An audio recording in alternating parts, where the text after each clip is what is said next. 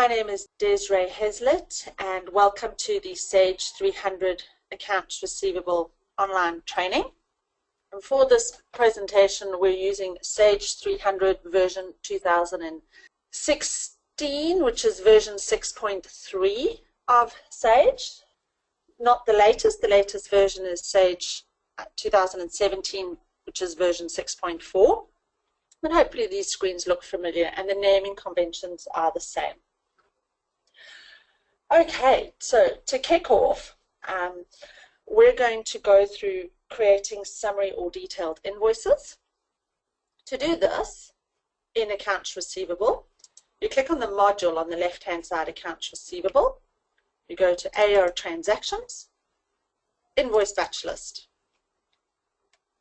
Okay, now Sage is a batch-orientated system within Accounts Receivable and Accounts Payable, and you will find throughout all the modules the naming conventions are very similar. From here I am in an invoice batch list and I can open past and posted invoices, or I can create a new batch to input multiple invoices. To see only open batches or batches that haven't been posted, I can untick Show Posted and Deleted Batches, and only unposted batches will appear. Okay, to create a new batch, you click on New.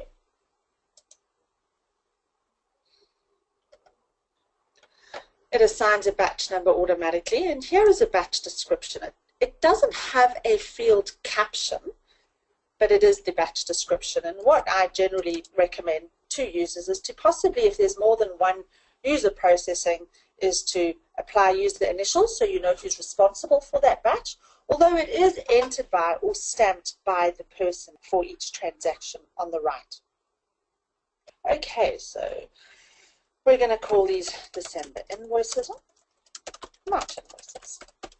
This is a batch date, entry number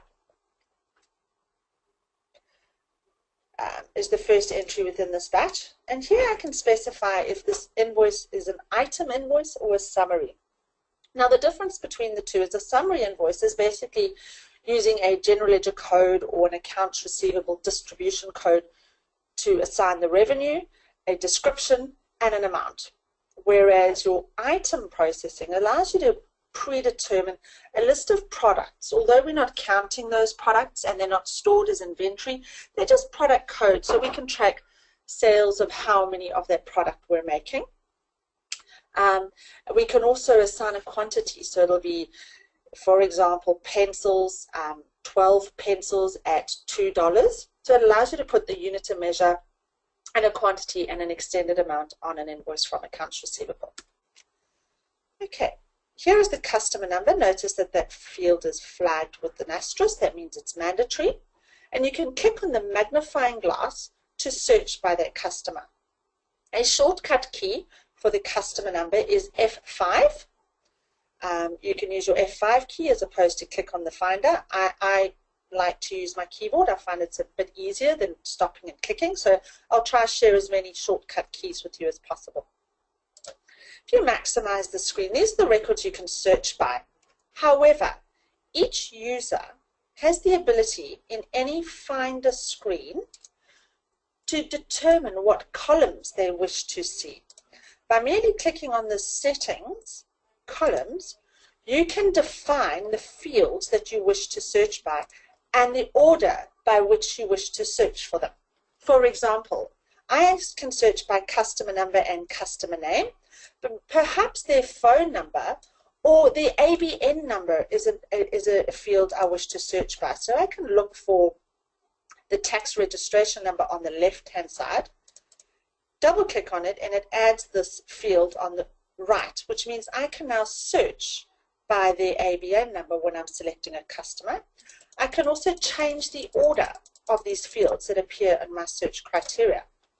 So now I have, on my finder, I can search by customer number, customer name, and tax registration number.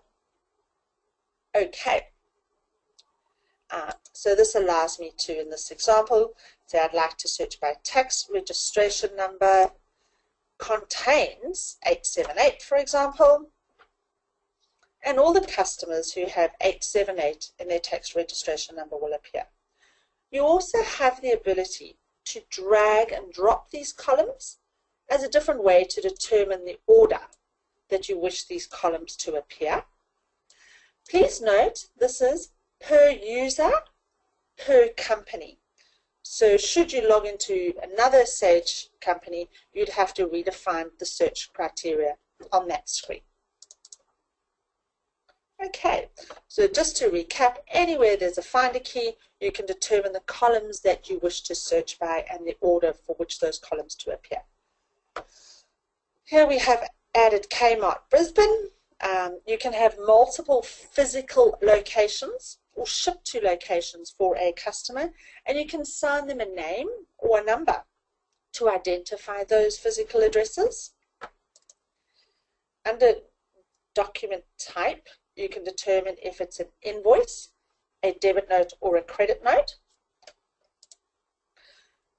Your document date is the invoice date, and dependent on the settings you have in your company options, the posting date can be determined from either the batch date or the document date. Posting date determines the fiscal period the transaction will be processed to in General Ledger. Document number can be generated automatically, and it'll increment to the next number for this company. You do have the ability to overwrite that document number. However, if you wish to have your numbers sequentially incrementing, you leave it as new. In the PO number field, you could put in your purchase order number issued by that customer, or a reference number that they might give you in return, or another number that you could use to search or save information about this field. This invoice, my apologies. Special instructions, delivery instructions if required. And remembering, of course, that any of these fields that you see can be displayed on the invoice that you print for that customer. Okay. Ship via is a field you can use to how to get the goods to the customer, and this is a field that can be set up. The list of options can be set up under Accounts Receivable Setup, and in these examples we've got cross-country, express, post, and so forth. Again, this information can appear on your invoice. Because I have specified that I want an item invoice, here I can specify the product that I am invoicing. Again, I can select my magnifying glass, input the product. A unit of measure is whether you sell them in eaches or kg, eaches or cartons or boxes, and the number of units within that. I'm pressing tab to move from field to field. You also have the ability to click.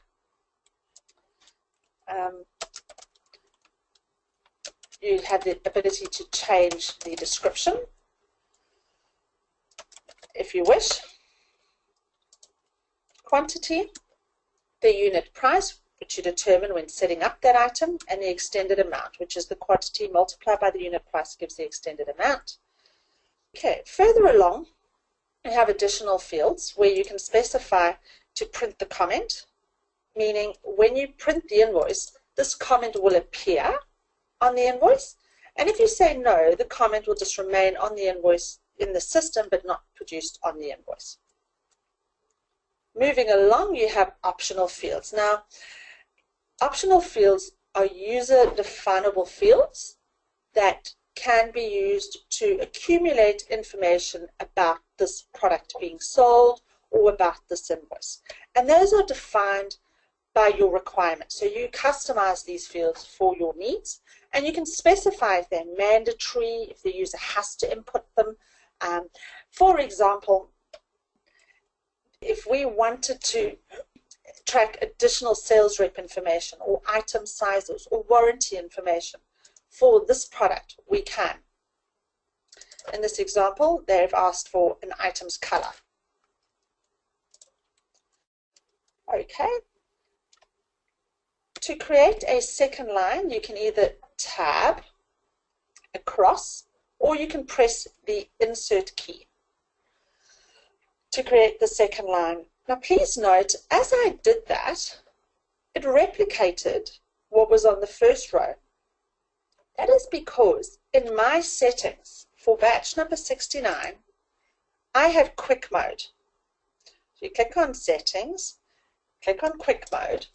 You have the ability to determine which fields you want to replicate for each entry. If you are processing the same detailed invoices, photocopy rentals repeatedly, you can choose for every entry to replicate the description, the item number, and the general ledger account. And in this case, replicate the customer number, the document type, the document date, and the posting date. So it has determined that I'll use the same product code again for the second line.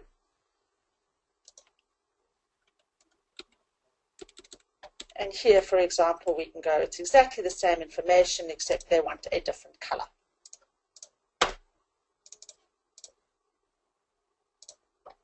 Okay, so there we have processed a detailed invoice. If you click on the Taxes tab, you have the ability to see the taxes associated with this invoice. The Terms tab determines the terms for this invoice.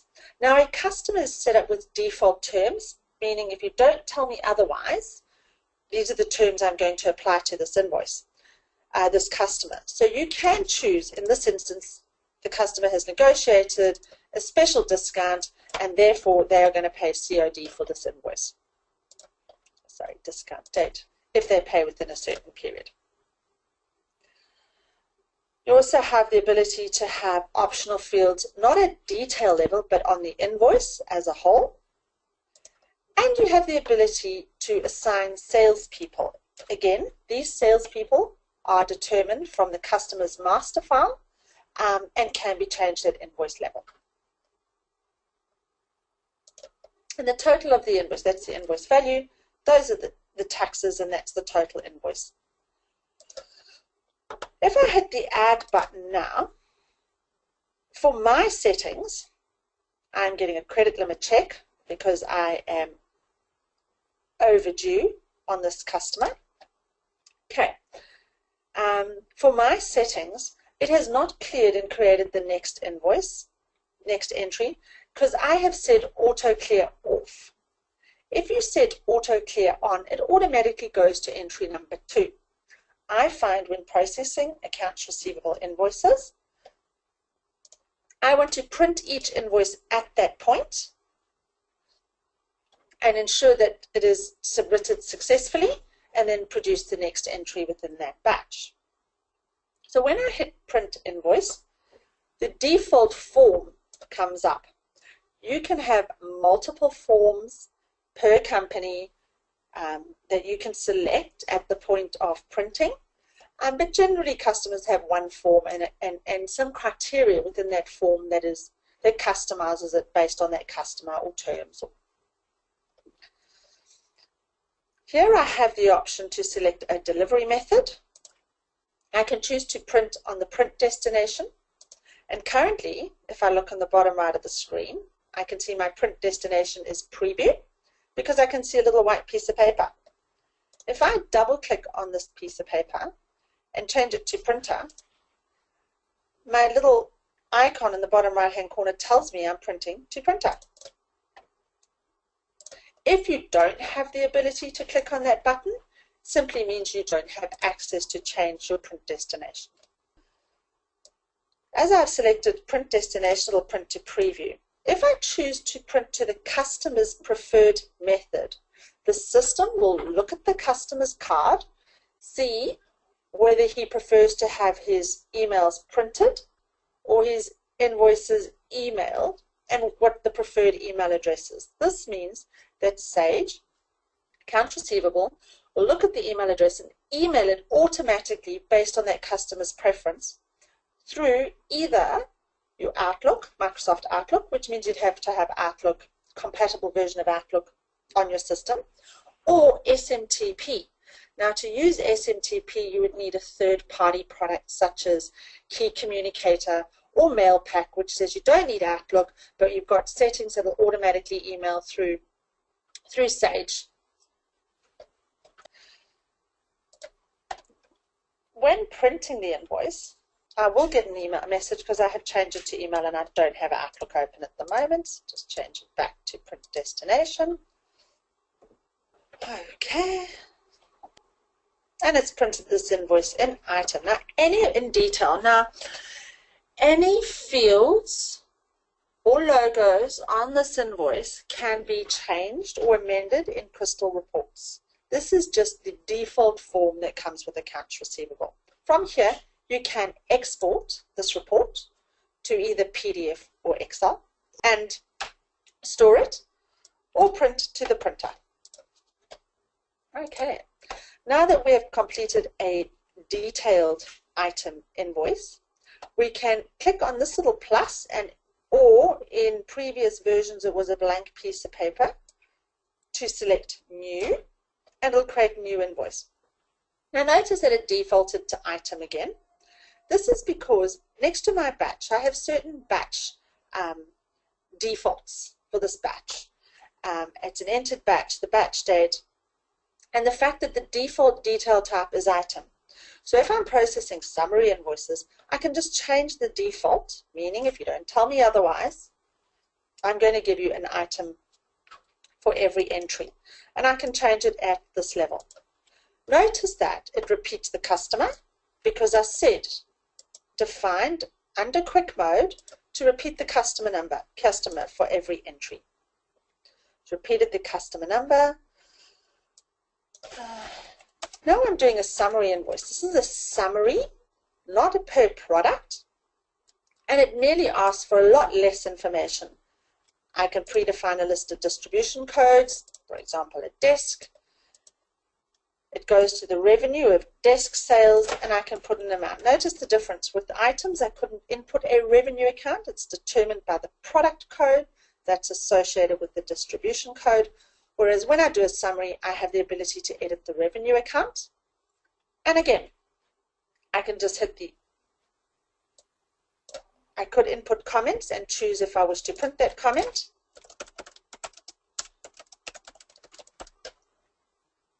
Add, it remains on this entry, and I can print this invoice.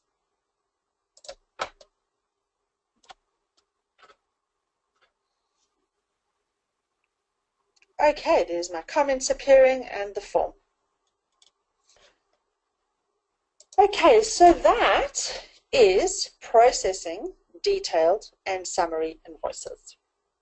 Okay, I'm just going to touch on anywhere in Sage you see the file export button. You have the ability to export information to a third-party software or middleware such as Excel. And some customers have often asked, how can we import invoices? By determining the minimum fields for your requirements, you can remove all other information and just upload documents from Excel, especially if it's mundane, repeated information. But there are other ways to do it, such as recurring charges, which is on our agenda today. Okay. So from here, we can post that batch. That means that this batch will be updated against the customer's account. This information will not appear against that customer till this batch is posted. And based on your integration method of how you transfer information to General Ledger, if it is automatically, it'll post through to General Ledger and appear in your General Ledger. If you have selected to just create the batch and submit the information, but you want to preview it before posting, it'll be an open batch in your General Ledger. Okay, so that closes the topic of create summary or detailed invoices. We're now going to move on to organize and flag customer records. Okay, so in the module Accounts Receivable, if you were to go to AR Customers, this is where you go and input your customer information or amend existing customers. So Again, I'm going to use my magnifying glass and select a customer. Customer name, pretty self-explanatory.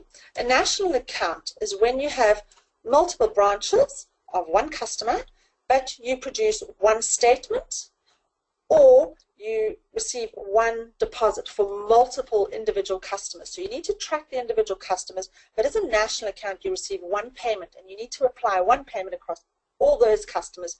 You would set them up as a national account. Business registration number, group code. Again, it's a mandatory field. You have to assign a group code. Now, when you look at a group code, you can determine in this example if you have retail customers, wholesale customers, and employee customers. And what that does is it determines, again, defaults for that group. It also allows you to print reports by that group or accumulate statistics for that group. On hold is if a customer is on hold and we are not trading with them right now. However, inactive is we're no longer trading with that customer. You cannot have any outstanding records for that customer if you wish to mark them as inactive. Short name is the first 12 characters of the customer name, but can be used again to group your customers. The start date is the date they started trading with you. And territory is if you wish to organize your customers by territory for sales reps to identify customers that they need to see in their territory. Address information is pretty self-explanatory. Email is the company email address, which might be different to a specific person's email address. Website is the website. Contact information is specific to that customer. And generally in most organizations you'll have a sales contact, which is different to a accounts person. So what we've suggested is where customers use products such as MailPack, you can determine which email address you want to use for which type of transaction. So for your invoices, for example, you would set up an email address under the company email, and all invoices get sent to the company email, but all statements get sent to the contact email. Under the processing tab, this is where you set the defaults for this customer. The account set determines the general ledger account, the control account in the general ledger that all transactions are sent to. Terms code is the default terms. Now we have extensive ways of determining terms within Sage. You could do date of invoice, number of days from a specific day of month, or a payment terms where the customer can pay 30% in 30 days and 60% in 90 days. So we have a number of payment terms you can set up, and that's all under Accounts Receivable Setup. Billing cycle is the frequency of how you print statements.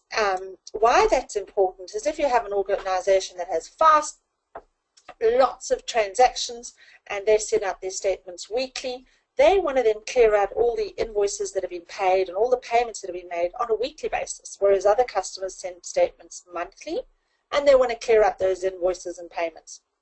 So you'd use the billing cycle field for that. The interest profile is how we charge interest to a customer if their account is not due up to date. Payment code is the means by which that customer by default pays us, and again is a way to group customers. So for Kmart Brisbane, we have a delivery method of email, which means when I send invoices and statements and I choose to use the customer's preferred method, it'll use the company email. My options are mail, which is snail mail, printed, email, or contact email. We could store information such as credit bureau ratings and the last date and the rules against this customer's credit limit and whether we want to display warnings. This little button is quite important, whether we choose to print statements for that customer. If we do not tick this, we will not print a statement. So if you've got a customer and statement is not printing, I would suggest your first port of call is to check that this button is ticked. Okay, under the invoicing tab, this is where we can specify order entry information, default location, whether they are, what discount type they are, whether we allow partial shipments in order entry, meaning if they've ordered 10, we will ship 8. They allow 8. However, they don't want back orders, so therefore write off the back orders. If we tick allow back orders, when you're in order entry and you're processing an invoice, it'll automatically back order the last 2 items. This little button here says check for duplicate POs. What that does is it says to the system, when I'm processing an invoice, check the purchase order number. If that purchase order number has been used before from this customer, either issue a warning, which is a message that will pop up and the user has the ability to click past it, or an error, which means the user cannot proceed using that same purchase order number again. Okay. Optional fields are the default optional fields assigned for this customer. You can use the optional fields against the customer, the invoice, or the items that are used. Statistics are the statistics for that customer. So in this instance, for Kmart, I can see that I have used, in my functional currency of Canadian dollars, of course, for the year 2019, period 3, I can see I've had one invoice for $451 and a year-to-date amount of $2,220. Now that's valuable information that many customers don't know about, that we have the ability to track the value of invoices and the quantity of invoices per year for a customer. Under the activity tab, you can see the just activity statistics against that customer, their outstanding balance. Highest invoice this year, highest balance this year, highest invoice this year. Under the comments tab, we have the ability to input comments about this customer. Now, if most organizations now use a CRM system or a contact management system to do their debt collection or make their notes, but this is a simple means to log communications with the customer. As I'm working with the detailed lines of comments, I can press the insert key on the keyboard to create a new comment. I can specify the date entered, when it's going to expire, and what date I want to follow up on. I can group this comment and say debt collections quote or its follow-up on outstanding quotes. That way I can report on the type of comments or restrict what information I want to see. I want to see debt collection comments. And I can specify what I want to say. Payment has not been made. Follow up. Now what this will do is it'll store this information, and I have the ability to print all customers I want to follow up on based on these comments. So what we're going to do, just in general information, from here, if I were to print those comments, I would go to Customer Reports, Customers, and I print comments with a follow-up date, whatever that follow-up date was. Today, so if I click on the calendar, and by the way, the F4 key is the shortcut for the calendar, and I want to follow up on all notes for the 8th of March. Okay. Now this process is a reactive process where we're going, who do I need to follow up on? If I were to say, if I wanted this to be automated and to be notified of comments that need to be printed, we could use a product called Alerts, which is, again, will notify you that there's a process that needs to be completed, which will be more proactive. Okay, so here on this list of customers I need to follow up on is Kmart, and on the 8th of March I can see They haven't made payment and I need to follow up.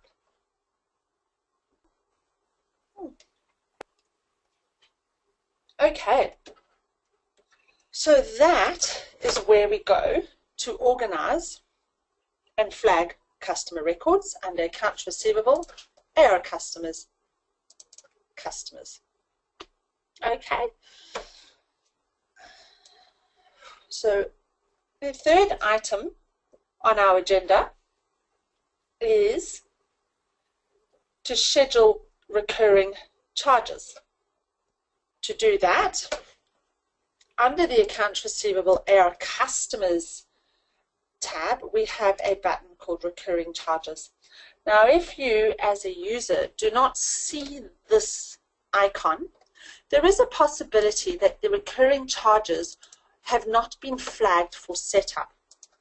This is set up under Accounts Receivable AR Setup Options, Process Recurring Charges. If this option is not ticked, you will not see that icon. You do need exclusive access to the system to update it, process recurring charges and save it, but you would need to exit and re-enter the system to see that icon. Okay, so under AR Customers, Recurring Charges is where you go to set up recurring charges. Recurring charges are where you are processing the same information every month for the same customers. So to avoid the repetitive processing, you can set up a template per se that you can replicate every month. What this does is it generates a new document number with a different prefix. So in your company profile, you say, for all invoices, I prefix my invoices with IN. But for all recurring charges, I prefix them with RC, and it will increment the recurring charge number every month. Now here you can specify your on-call charges that you send to every customer. You can specify the customer. You can schedule the frequency. Now if you're in this screen and you click the up arrow, you can zoom through and add new schedules or frequencies. You can also choose to notify a specific user or all users when that recurring charge needs to be processed. And you can specify the frequency, weekly, every 1 week, on a Monday. So in this recurring charge, I'm saying the start date is the 1st, 2019. The last time it was maintained was on the 1st of March. The next invoice is due on the 2nd of the 12th, 19, and the last one was the 25th of the 11th that was generated. If it expires and when it expires, and you can base it on amount. So if it's $1,200 for the year, once it reaches that amount, it'll stop. Or if you've sent out 12 invoices, it'll stop. Again, you can schedule recurring charges. However, if you wanted the system to notify you of customer invoices that are due for expiration, you could use the product alerts, which could then send you an email to specify all the customers due that month for expiration. And here's the information that will automatically appear on this invoice. Hit the Detail tab, and you can specify, as you would process an invoice, what charges are going to appear on that invoice. So we've got labor, and we're going to say, and some rental income. Okay, and add. So what I've done here is I've specified a recurring charge for this customer, and I can go and add a new customer if I wanted to and specify recurring charges for that customer. So when I produce my invoices, I should have 2 on-call invoices for each month. So to set up that template, it's under Accounts Receivable, AR Customers, Recurring Charges. However, to process those invoices every month, I go to Accounts Receivable, AR Periodic Processing, Create Recurring Charge Batch. So by going in there and saying, right, I'm running these for December 2019, because I run it up to November 2019, I can specify which one I'm doing. So I'm doing the on-calls. I hit the process button. And what this does is it goes and creates the invoices and places them in an invoice batch. This gives me the ability to edit that invoice or preview that invoice before sending it out. Or in this case, all 57 invoices. So if I go to Accounts Receivable, AR Transactions, Invoice Batch List, I have recurring charges, batch, setup, and if I open it, there's the recurring charge number, and I can see I've got, if I click on the Finder, all the invoices from the 2nd of December 2019, weekly, for customer 1100, and for customer 1105 from January 2019, weekly, to December 2019. I still have the ability to edit this should I wish, or add additional information to these invoices. But now, in this instance, I have created my recurring invoices. I need to now print these invoices and send them to the customer. I do not want to print one invoice at a time, so I have two choices. I could print the invoices by batch. So if I hit print invoice here, I could say I want to print invoices for batch 70 from entry 1, and I can change it to 57. I can select to use the customer's preferred method, which means it'll then email each invoice off to the customer if the customer if we've selected the preferred communication method to be email. And I can print all 70 invoices from here. As an alternative, I could go to Accounts Receivable, AR Transaction Reports, and hit the Invoices button here. This will also allow me to print a range of invoices, and I can do it by customer, or I can do it by batch. Okay, and I can reprint a range of invoices from this screen. Okay, so that is scheduling recurring charges in Accounts Receivable. If recurring charges are turned on, if you go to AR Customers, you have recurring charges there. You set up the template. Once that template is set, you go in based on the frequency and you run it under periodic processing, create recurring charge batch. We're now going to move on to track sales statistics. Now this is, as I touched on earlier, every transaction you process for a customer accumulates statistics. It then accumulates statistics into that group, so all the customers in that group, and then all the customers under that national account. So if I were to go to AR Customers, and I go to Customers, I call up a customer, I can see the statistics for that customer for any given year or period. I can then also see by group, if I go to Customer Groups, and if I look at balance brought forward customers, wholesale customers, if I go to statistics, I can see for all customers in this group wholesale, for 2019 period 3, there's invoices 72,000, count 4 invoices that made up 72,000, and for the year-to-date amount, and the value is 1.7 million. So I think my wholesale customers are important for me because I've done 1.7 million year-to-date with this customer for 18 invoices. So that's statistics as a group, wholesale and retail. I then can take it to a new level and look at national accounts. So if I look at Barmart, which is a national account, I can see as a national account what are the statistics for this national account with my organization. Statistics under setup options, can be keep statistics.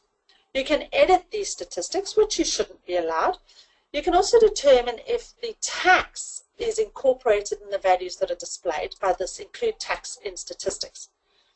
So if you don't have tax included in the statistics, it'll be the net amount of revenue. You can also, under your AR options, determine if you accumulate statistics by calendar year or fiscal year, or by weekly, monthly, quarterly, and so forth. Okay?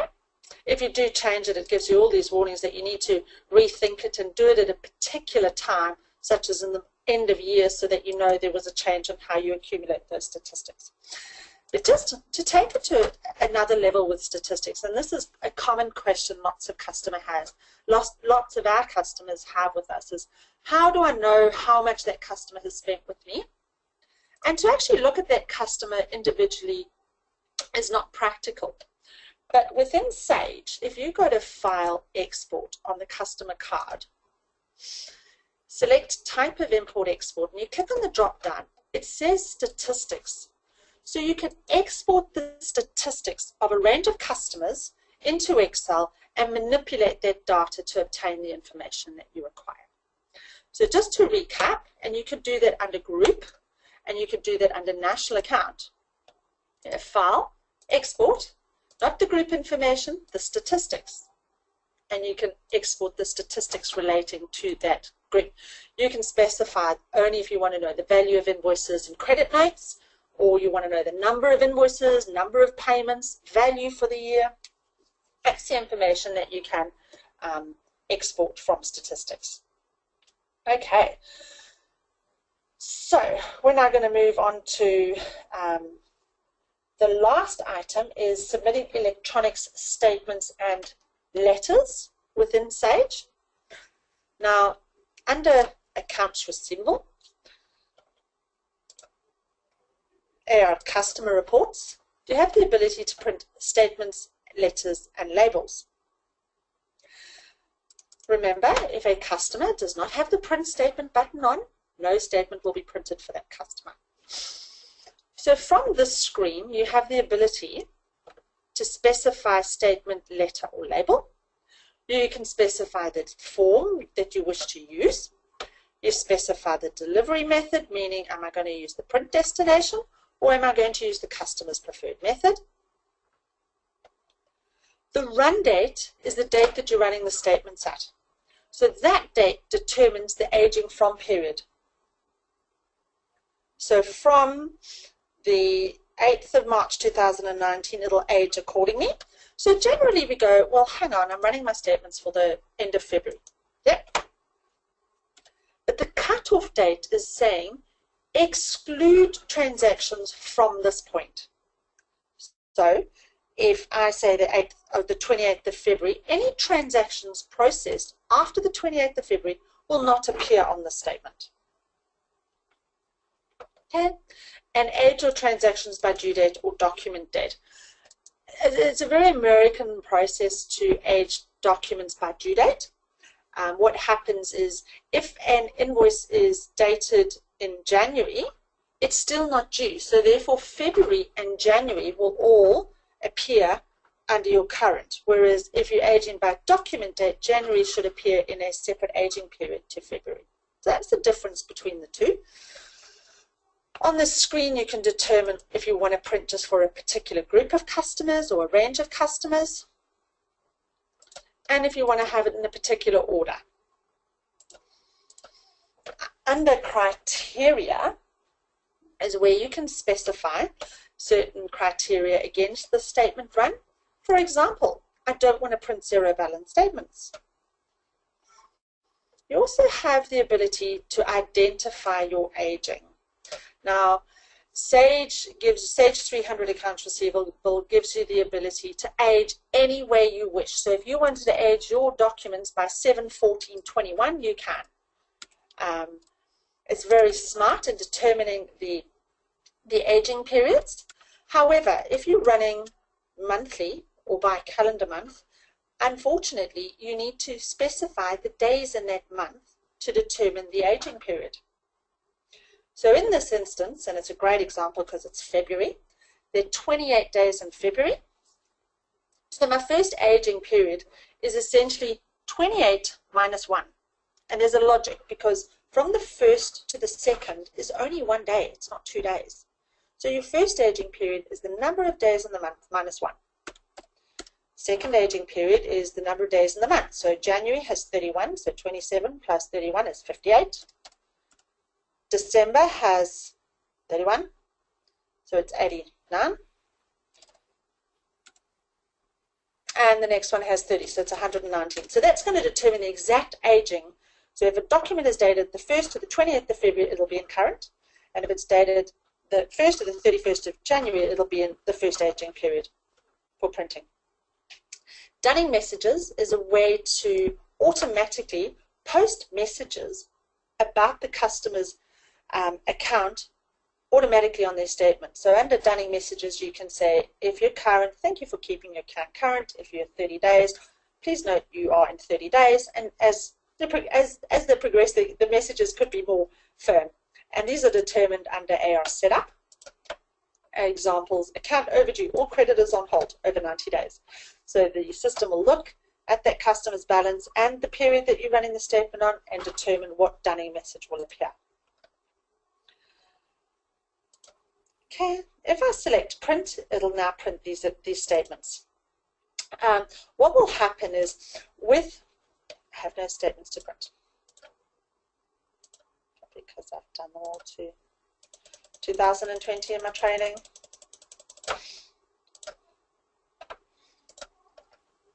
When the system has completed the statement run, it'll come up and ask you were these statements printed successfully.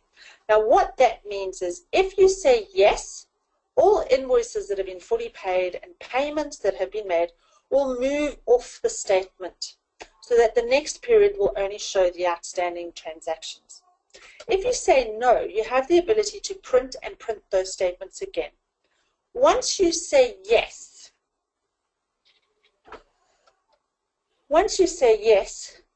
if you wanted to reprint a statement, you'd have to go to the reprint option because those transactions have been cleared that have now been paid. So reprint allows you to reprint a statement as it was sent to the customer at that date and stores the information in a statements table. Okay, and that brings how to print statements and to a close. If you wished to print letters to your customers, such as we're closing for Christmas and we wish you a Merry Christmas, or we have a special running for January, you could send your letters and again using Crystal Reports determine this letter and using Sage deliver that letter to that customer based on their preferred communication method.